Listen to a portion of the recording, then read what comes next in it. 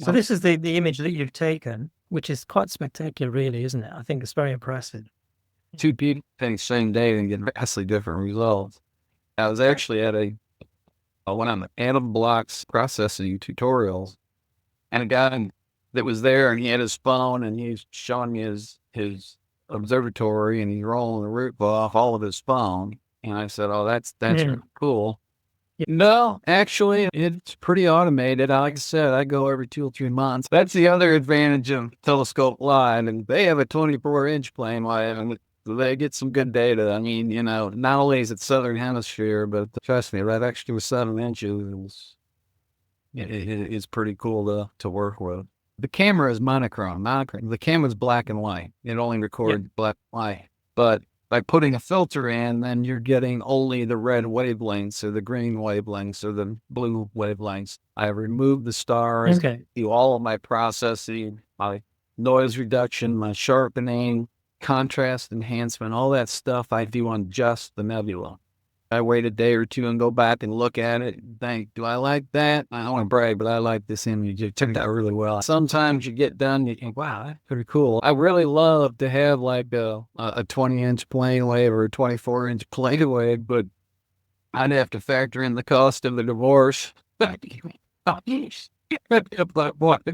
it.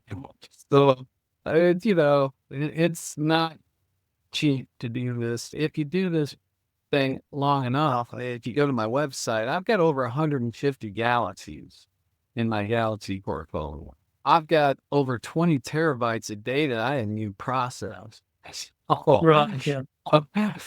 I'm going to be a memory before I get to all this stuff. That's 150 hours for 10, a 10 frame rosette. 150 hours, that's a lot with sky top. You got to have a lot of clear nights, a lot of moonless nights, depending on what it is. So the Sculptor Galaxy, I do properties. It's 35 gigabytes just for that one picture. The only thing I can think of, like I said, with my telescope is to pick out a half a dozen or a dozen really large objects and think about doing an epic mosaic. I've spent a lot of hours swearing at my telescope in the dead of night in the desert. So anything I could do maybe help some people with the learning curve, that's another thing I like. If you say, hey, I'd really like a picture of M51, I'll image M51, and you get all the raw data. You'll get the calibration frames and all the lights and everything you need to process it yourself if you want. I think the last one I took with my,